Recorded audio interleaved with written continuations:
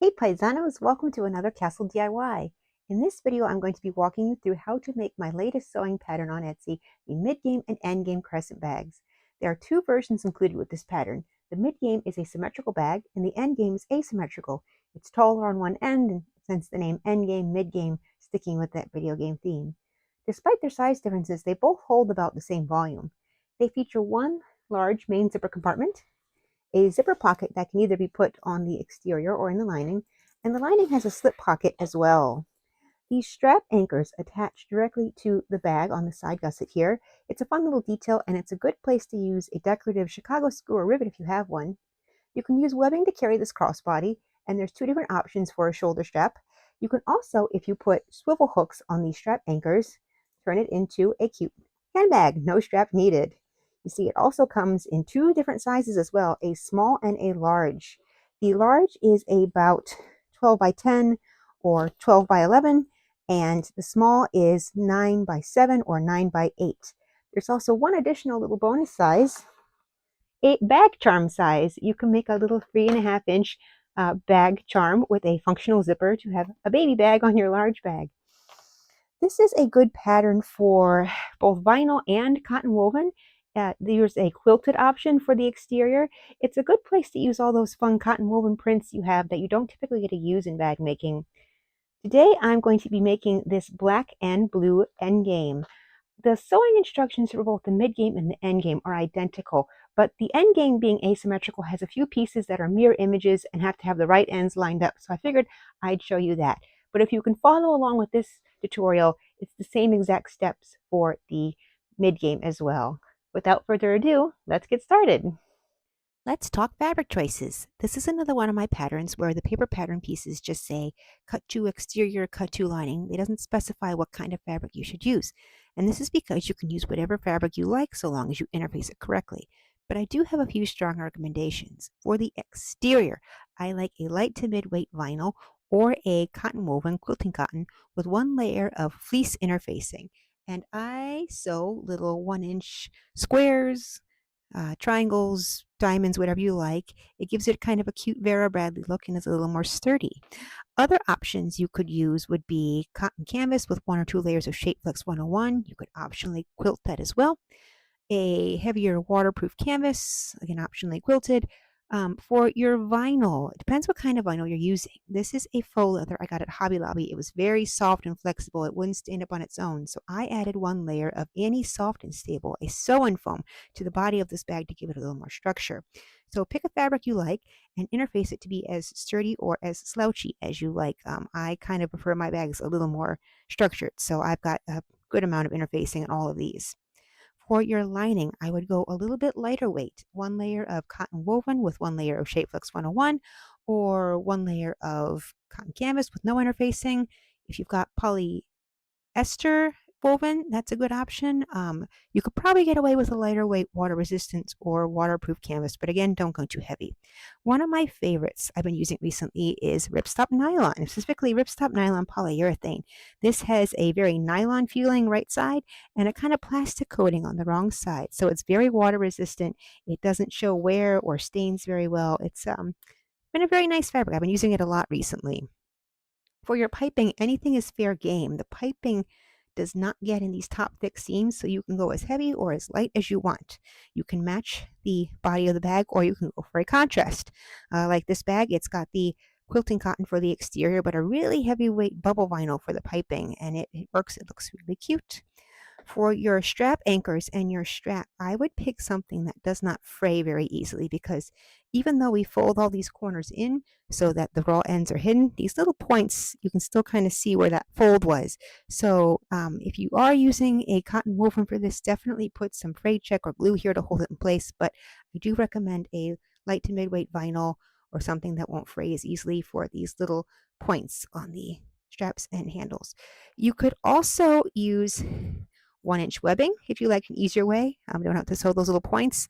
I happen to have some webbing which perfectly matched this vinyl, so this bag I took the easy way out, but whichever one you choose, they both look pretty good. For hardware requirements, you're going to need 2 size number 5 zippers. You can either use store-bought pre-made zipper or continuous zipper tape.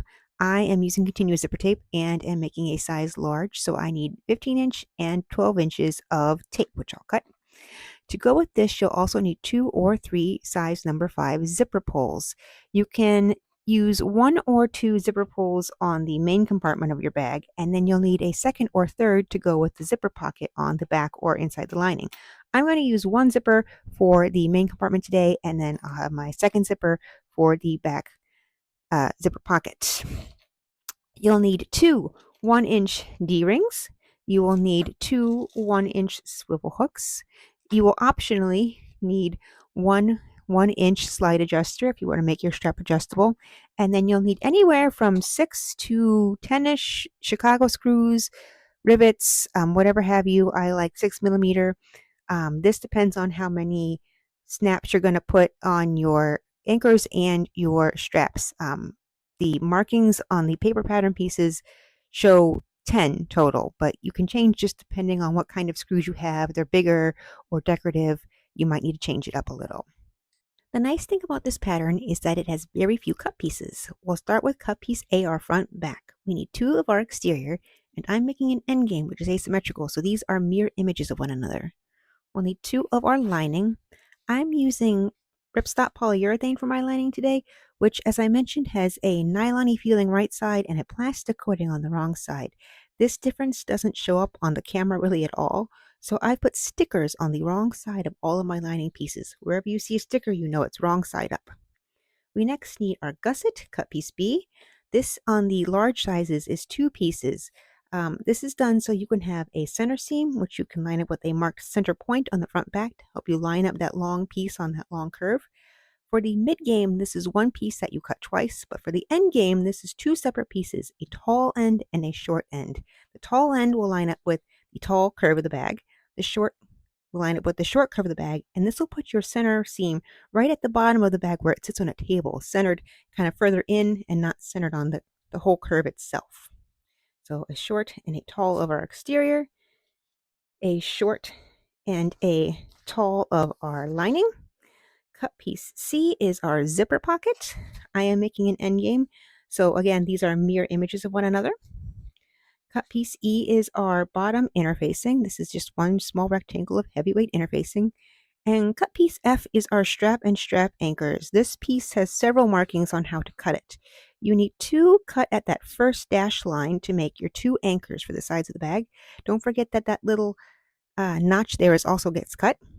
And then you'll need 1 of your strap. And there's a few markings for how to cut this. There's different lengths for small and large sizes. And there's 2 different lengths for both of those if you want to make an adjustable or non-adjustable strap. If you want your strap length, to be fixed, you can't do anything with it. You cut it at the non-adjustable line. And if you want to add the optional slide adjust to give you a few inches to move up or down, you would cut it at the adjustable length. Cut piece FG, is your zipper ends. You'll need either 1 or 2 of these, depending on how you sew your zipper. I usually cut mine out of lining, but if you want to use a contrast fabric or some zipper end hardware, you can do that too. And cut piece F, last but not least, H, is our piping. You can either use store-bought piping or you can make your own. We need 2 strips of piping to sew on the front back and 2 pieces of 1/8 inch cording to put inside of it. That is everything. Let's get sewing. Really quick, you'll notice I didn't mention cut piece D, the slip pocket. This is optional and I'm not going to include it today on my bag, but it's very simple to do and we'll still go over how you would do it when we get to that step. For this example, I'm using a mid-weight vinyl for the exterior. This is a faux leather from the Style Magnolia. The print is part of their alcohol inks line. I didn't use any interfacing on this because it was sturdy enough to stand up on its own. But honestly, I really love the shape and structure that the sew-in foam gives you. And if I were to make this again, I would actually probably include the sew-in foam. You cut it away from all your important seams so it doesn't get in the way of your sewing anywhere. So don't be afraid to use it, even with a more mid or thicker weight vinyl. For the piping and these straps, I used a plain black vinyl. This is Simply Black from my embroidery, partially as a contrast to this print, but also because it was a little bit thinner, and all I had was a flat slide adjust, which couldn't fit much fabric through it. So if you're using a thicker, bulkier vinyl for your strap, make sure you get one of those slide adjusts that curves or is a little bit longer to fit that extra thickness through it.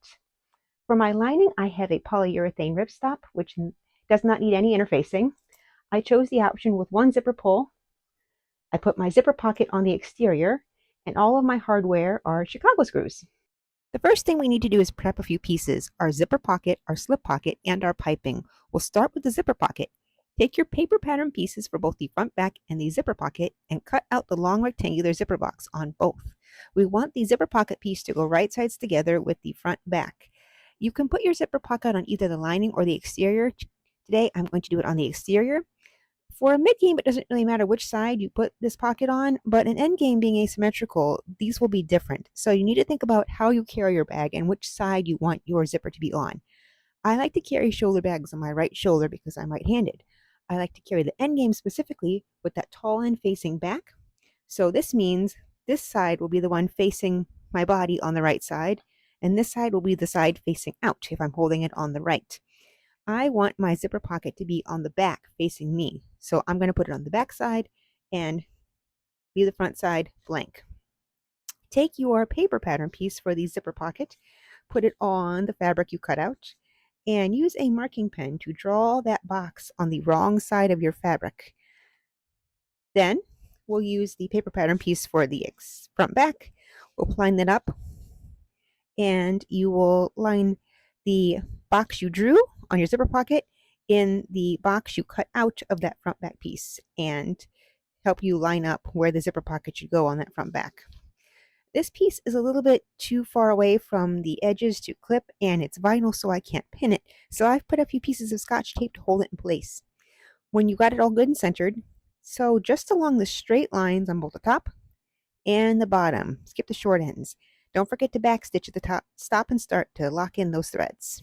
We can now cut on the dotted line that was in that zipper box. So a straight line across and then 2 little 1/2-inch notches at either end. Get as close to your stitching as you can without going through it. We will put our zipper pocket through the front back to put it wrong sides together.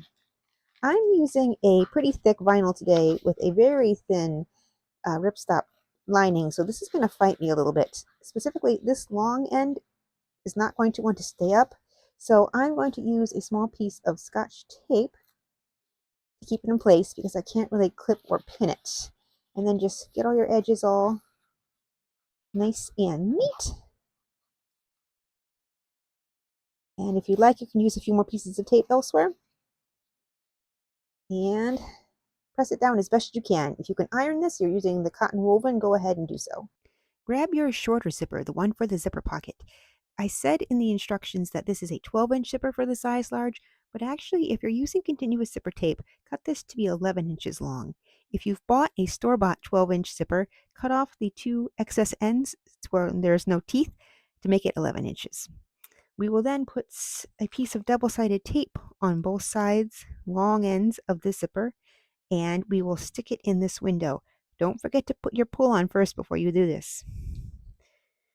The zipper should be at 11 inches, should just be about the length of that pocket. And then we can take this over to our machine when it's nice and centered in that window with the tape, holding it in place, and top stitch all the way around. You have to think about also on an endgame, usually zippers on a bag close to the left, but I like to have the endgame pocket close at the top. So this one's actually closing towards the right, which is opposite of what you would normally do, but either direction is fine. With that finished, we can add the other zipper pocket half. So flip this over, remove any tape you might have used to hold the first piece in place, and then put the second zipper pocket piece right sides together with the first. And we're going to sew on this short straight edge, across the long edge, and around the curve. We're going to leave this angled straight edge open so we can sew our turning hole closed at the very end. So you would clip this and then take it to your machine, and you will fold back the exterior to sew across there, pivot, pull this back to sew across this long edge, and last time pivot, and pull it back to sew along that curve, and again stop at that straight angled edge. Next up is the slip pocket. Take cut piece D and cut it on the fold, this long end on the fold. Keep it together, wrong sides together, and top stitch along this fold to hold it in place. Then you just have to put this piece on a front back lining, doesn't matter which one, and baste around the curve to hold it in place. I also like to top stitch a dividing line right in the middle to make two compartments of this pocket and to prevent it from flapping out and gaping when the bag is open. For piping, we need two of the fabric cut pieces and two pieces of cording. We're going to cut the cording 2 inches shorter than the fabric pieces. The trick to cutting cording without it unraveling into a mess is first measure out where you need to cut it. Starts at one end and it's 2 inches shorter than the other. And I've made a mark where I need to cut it. And then I wrapped a small piece of Scotch tape around that cut mark. So when I cut it, I'm cutting in the middle of that Scotch tape, and I have two little aglets, little shoe tip ends, holding the cording in place so it doesn't fray and get everywhere. Center your cording on your piping. There should be 1 excess inch of piping on each side. I like to use a little piece of double stick tape just to hold this end in place while you start sewing. Fold the piping right sides together, sandwiching that cording in between, and you can either use a piping foot if you have one. I don't, so I just use my zipper foot at 1/4 of an inch seam allowance and baste all the way down the length of this piping piece. Measure 1 inch in from both ends where that cording starts and make a little triangular notch on both sides. Then you can just take scissors and make little straight snips all down the length of your piping in between those two notches. Only go 1/4 of an inch deep. You can use your basting that you just did at 1/4 of an inch as a guideline how far to go. This will help our piping curve around the front back piece nicely. So pin your or clip your piping to the front back all the way around. And this should line up pretty well with the edges, but we're going to fold that top edge back at that notch. Use that notch to kind of fold it down and out of the way. And you should have at least 3/4 of an inch showing with no piping. This will keep the piping out of that top thickest seam and make your life a little bit easier. It doesn't matter if you're perfectly 3/4 of an inch away. My only real advice is if you're making a mid-game, try to taper that piping off at the same level on both sides. It'll be really obvious if you've got piping that tapers off high and one that tapers off low. It'll look kind of funny on the symmetrical mid-game. Baste around the whole curve to hold that piping in place, and then you can trim off your excess piping at both sides. Repeat all these steps for the other front back piece to finish your piping. With our front and back panels all done, we can move on to our main zipper. So take one of your front back exteriors and the larger of your two zippers. This is a 15-inch zipper for the size large. It's about 3 inches longer than this curve here, so we need to decide how we're going to finish off the two ends of this zipper. You can either have the excess sticking out at both ends, and we'll finish off that end with a fabric or a hardware zipper end, and tuck those long ends into the side open gusset of your bag. This is good for 1 or 2 zipper pulls. Or you can make a folded stop. We fold the zipper back on itself to make a physical stop, and all the excess will be coming off the other side, and the opposite side will get tucked in. This is good for only 1 pull. You can't do 2 pulls with this one. Today I'm going to be using 1 pull, but I'll show you how I do both. It's pretty simple. We will start with our front back piece. Flip it to the back and mark 3/4 of an inch down from both your points and the center of this curve. I've got it marked right here.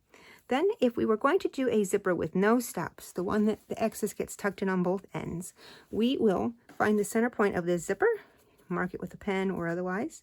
We'll line it up with that center mark, and we will loosely just kind of fold it around, bend it around with the curve of that bag.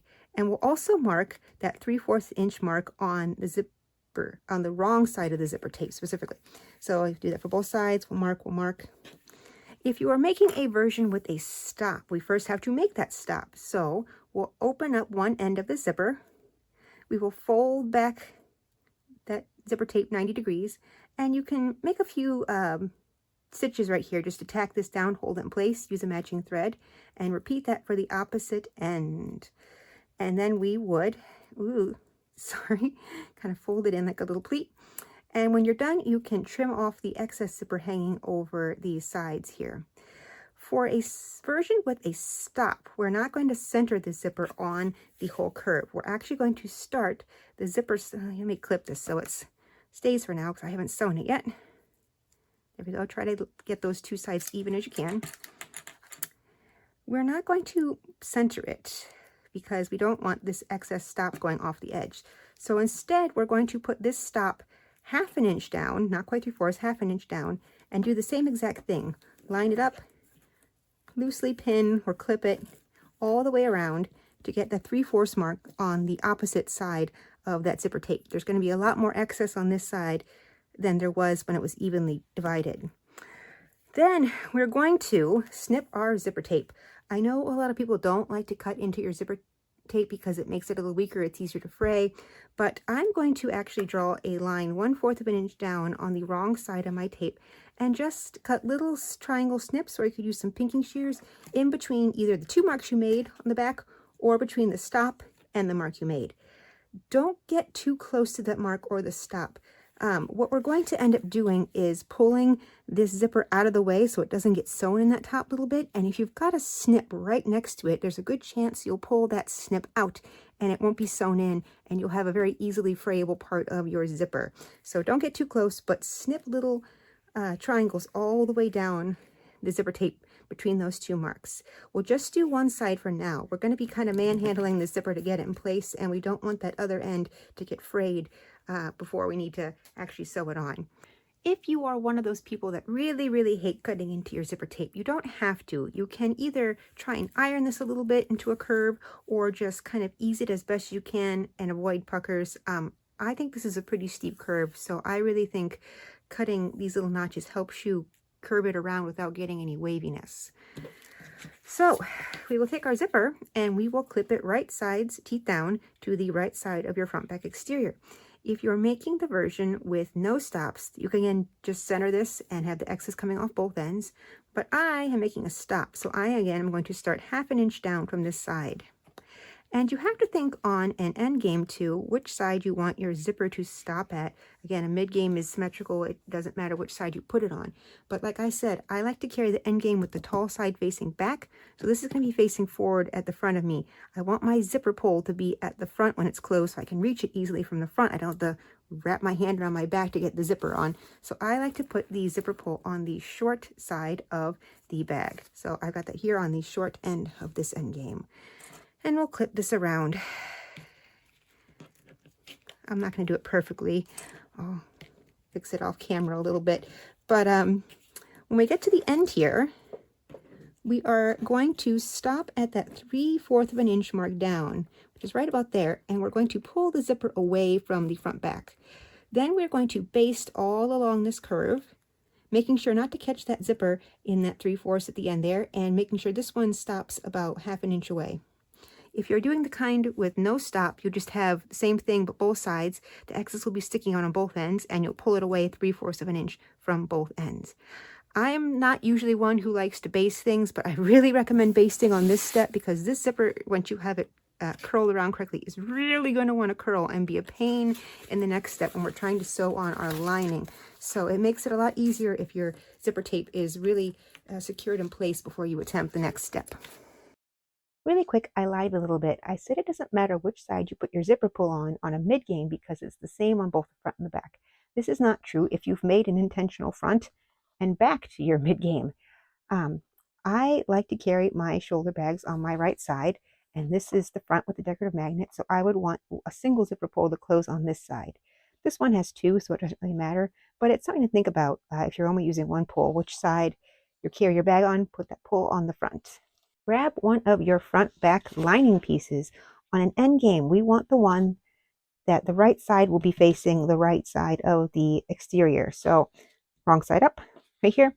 And we're going to clip this all around this curve and then actually sew that same line, but this time at the full 3/8 of an inch allowance. You'll notice this zipper really wants to curl, and it's going to try its darndest to get this opposite end caught in your sewing. So go very slowly, be careful.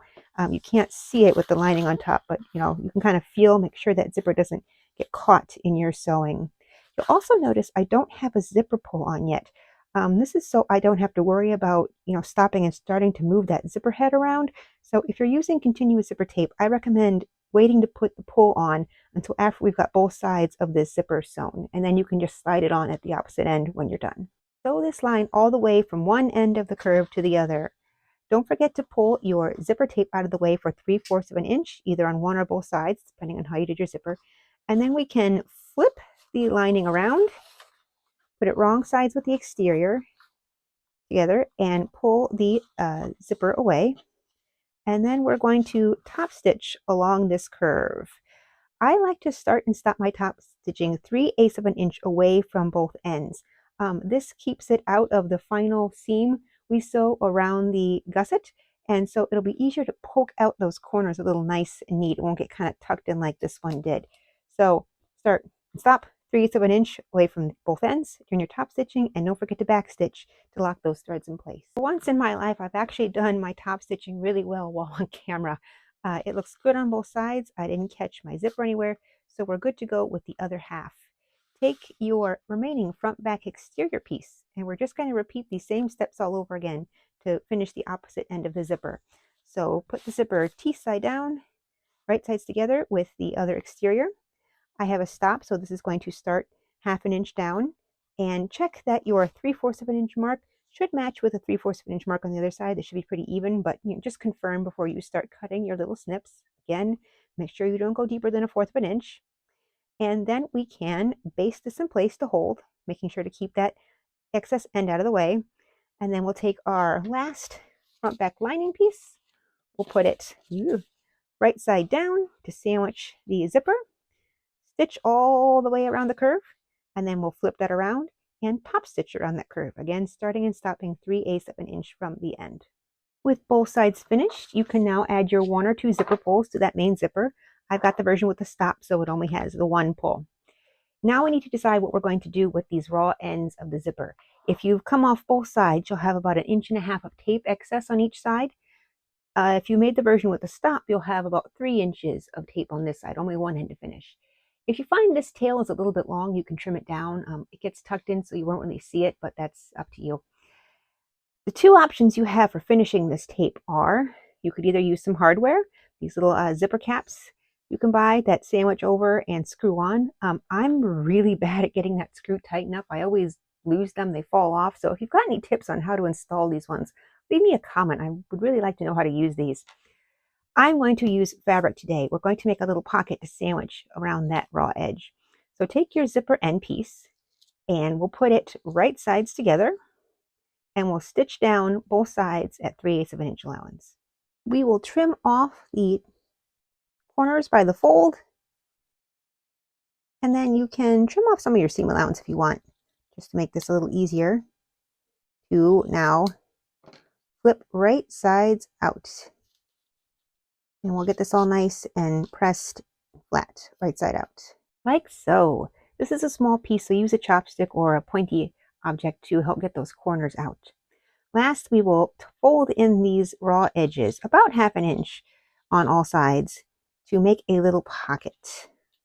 Sandwich this little pocket over the end of your zipper tape, and then you can top stitch around 3 sides, the sides and the bottom. I generally don't do the top. For our gusset, this is a size large, so I have my 2-piece B's, my short and my tall. If you're making a mid-game, just a note that you're cutting 2 of the same piece, but if you're using a directional fabric, make sure you cut mirror images so your print's facing right side up on both sides of those 2 pieces.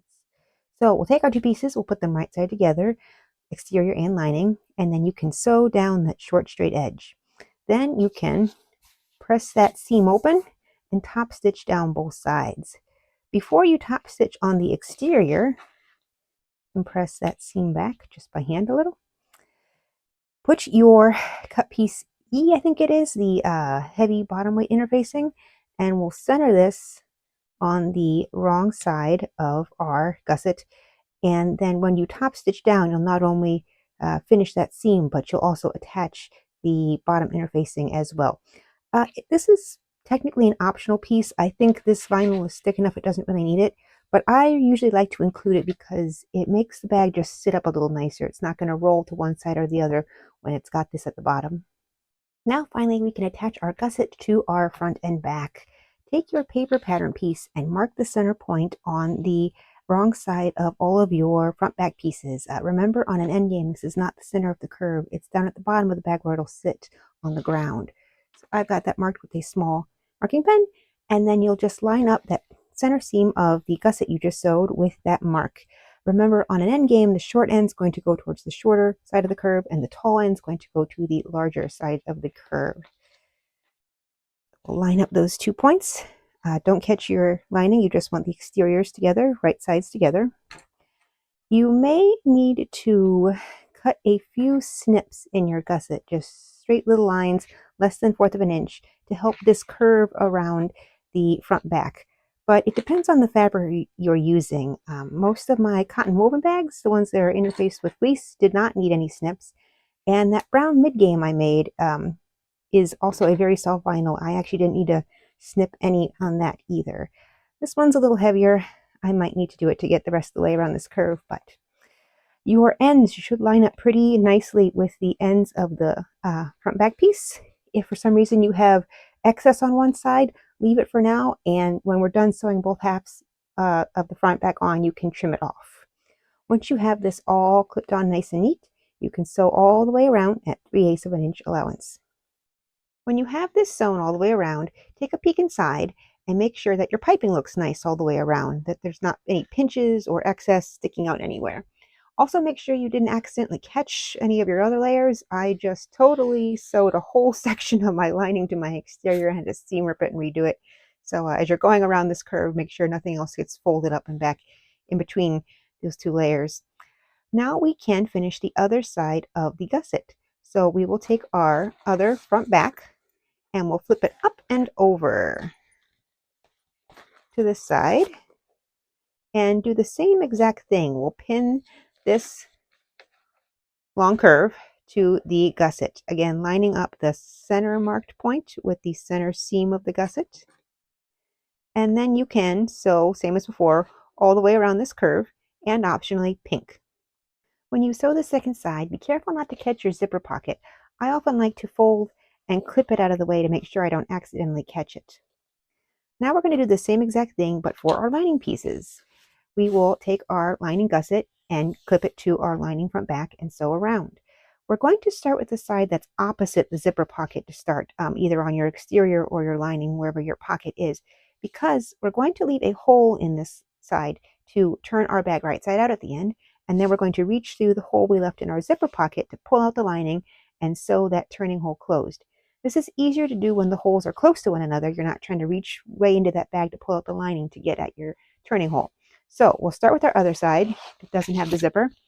And as you can see, I've already clipped this, my short end to my short end, my tall end to my tall end. I lined up that center seam with the marked center point on the front back. And then the only thing we're going to change is we're going to increase our seam allowance. The lining of this bag is pretty baggy if you use 3/8 of an inch all around. So instead, start at 3/8 of an inch, sew for about an inch, and then taper out to 1/2 an inch seam allowance. So all the way around at 1/2 an inch, and then for that last inch, taper back into 3/8. You really have to be precise that these ends are 3/8 of an inch. Otherwise, this hole at the top, at the gusset and sides won't line up correctly with your exterior enclosed. So be very careful at the tops of both your exterior and your lining to get that 3/8 really nice. When you're done, trim your 1/2 an inch allowance down to about 1/4 of an inch to reduce some of the bulk on the inside of your bag. Then, same as before, reach around, pull up your remaining front back piece, and clip it to the other side of your gusset, matching up those marked center points and the top corners. This might fight you a little depending on your fabric choices. If you've got a really thick exterior and a really thin lining, it might get really wrinkled and crumpled up. But don't worry, when you take this to your machine, just kind of straighten out each section little by little as you sew, and you should be able to sew this on with no major wrinkles. We're going to again start at 3/8 of an inch and work our way into 1/2 an inch, that larger seam allowance, but we also need to leave a little hole here at the bottom to turn our bag right side out. And we'd like to leave it near the hole on their zipper pocket on the other side. So somewhere right around that center point up on the short end, we'll leave about, I don't know, I usually do about 5 inches, enough to stick my hand in comfortably so I can turn the bag right side out. Once again, trim down your 1/2 an inch seam allowance to about 1/4 of an inch, but don't trim it by the turning hole. Leave that at the full 1/2 an inch. We'll trim that off after we sew the turning hole shut.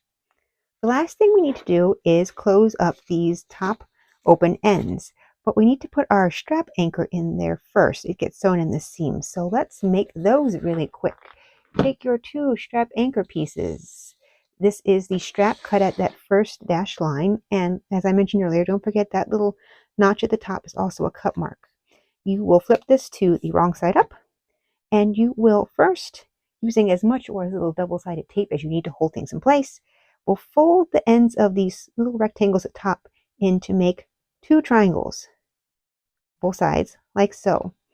And then we can fold the long sides in to the center, 1 and 2.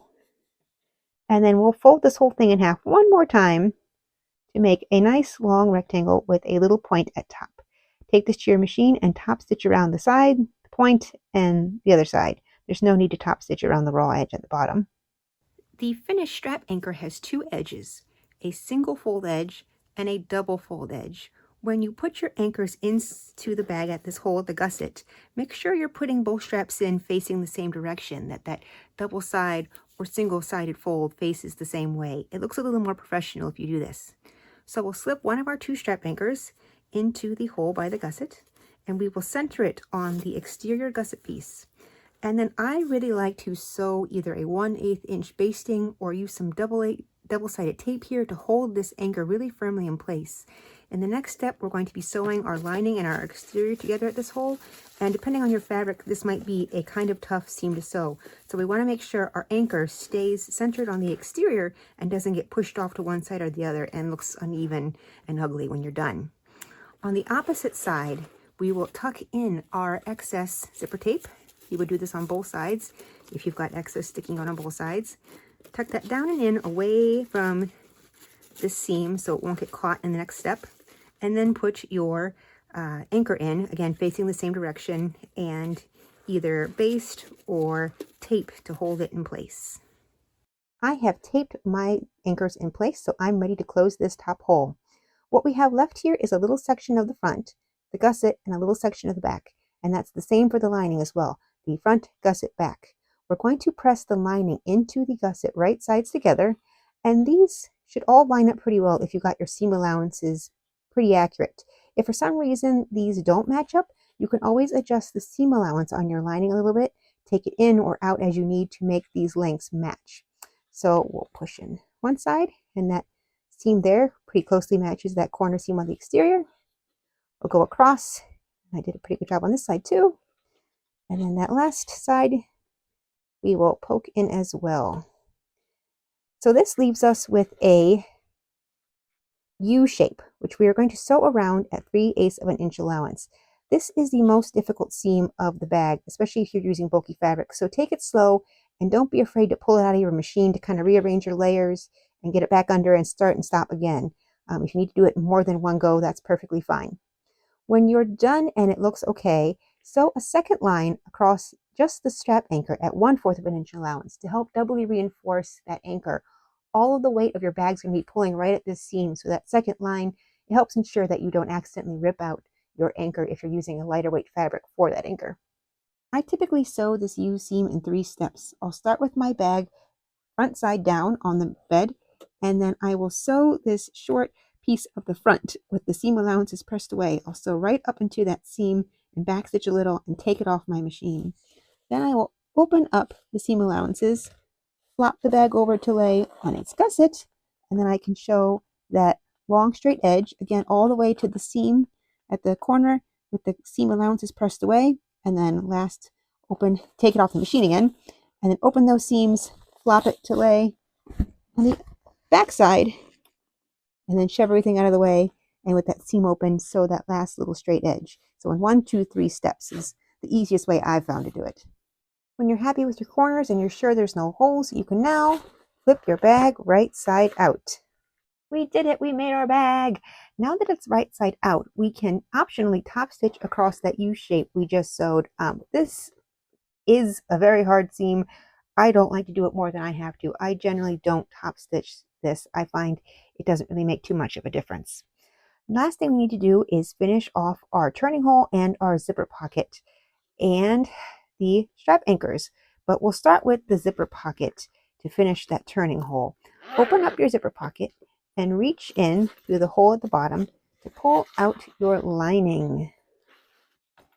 and find that turning hole in your lining. See, we have it right here, that larger seam allowance. Line this up and then sew across the whole gap you left to finish off that bottom lining, and then you can trim down the seam allowance when you're done. We will shove this back inside the bag and pull out the zipper pocket to find its open end right here. And then we're going to fold this raw edge down, wrong sides together, about 1/2 inch, and clip this together. And then you can sew all the way across with the matching thread to close off the bottom of that zipper pocket. The last little bit is the scariest bit. We need to attach our strap anchors. And to do that, we're going to punch holes in a perfectly good finished bag to put in some rivets or screws. We're going to go slow and carefully so we don't punch any holes where we don't mean to and screw up this bag you've just spent so long making. So we will take our strap anchor and we will fold it down so about 1/2 to 3/4 of an inch is showing above that top edge of the bag.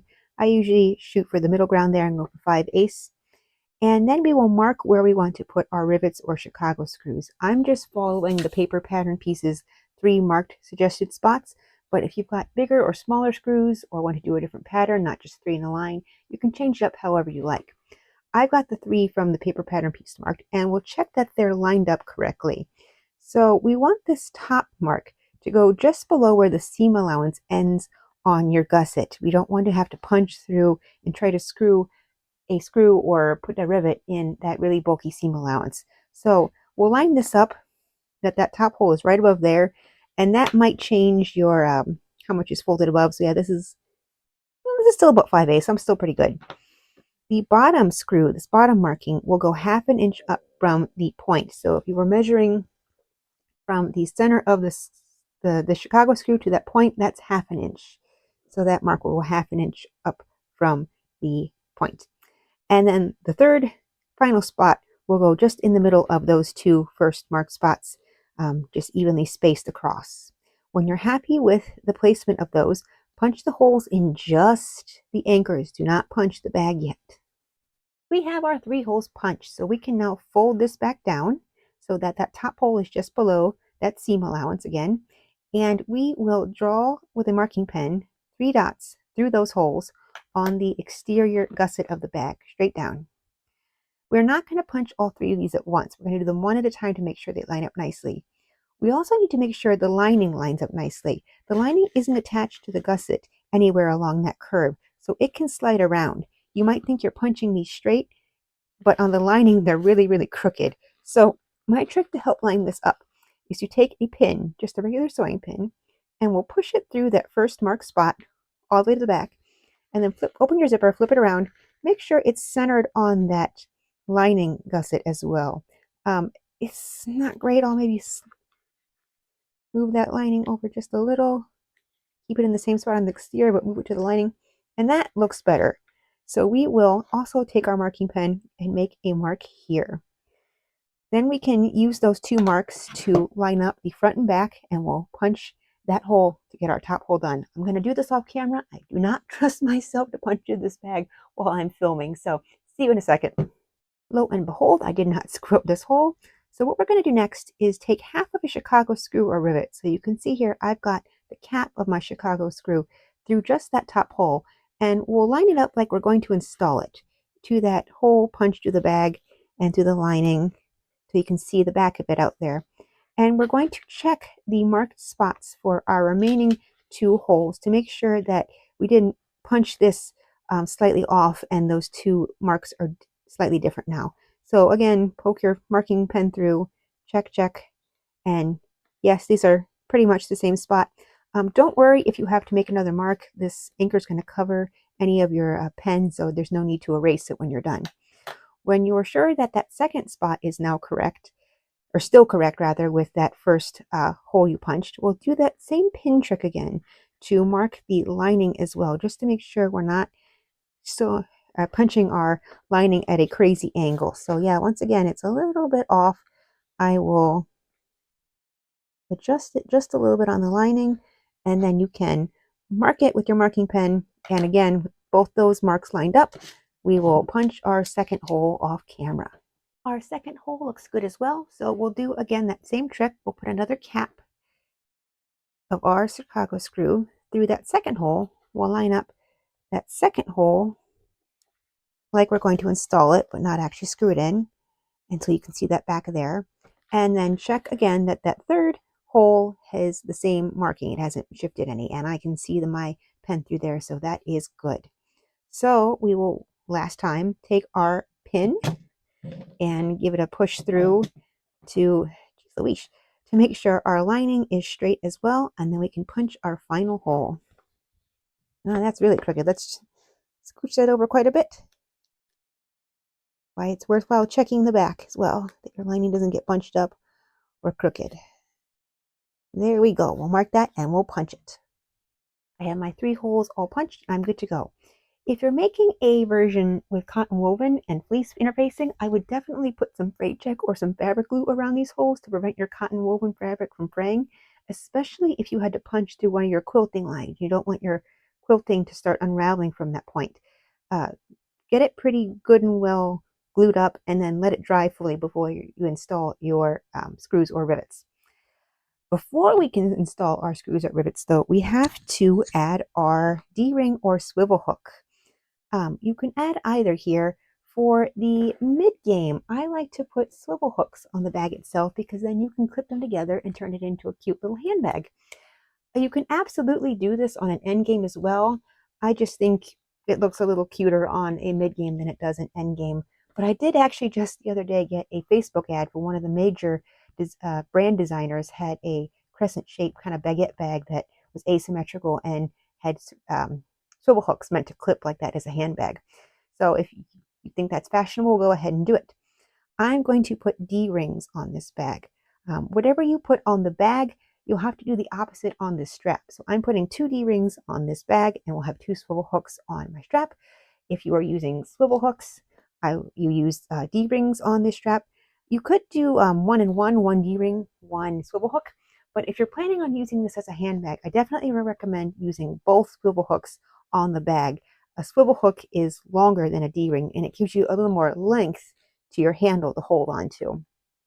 So we will put a D-ring down on this strap, get it past all those screws, and then just the same as before, we'll fold this down and line up our holes, and we'll start installing the screw half of our Chicago screw, or you'll push in your rivets with your rivet punch, or press. Press. If you're using Chicago screws, you can also add a little bit of Loctite to glue these backs in place. But the nice thing about this bag is that the backs of these Chicago screws aren't hidden. They're visible from the lining side of the bag. So if they should ever get loose or even fall out, you can always tighten them or replace them without having to take your bag apart at all. They're right there. Very nice. So we'll screw all 3 of these in and come back in a second. And that looks lovely. You can see we've got them all screwed on from front and back. We're now going to repeat the same exact steps for the opposite side of the bag. You'll notice I've left my zipper tape out yet. I haven't tucked it in that little seam because I like having it up and out of the way so I can see it while I'm punching. I don't accidentally punch into it.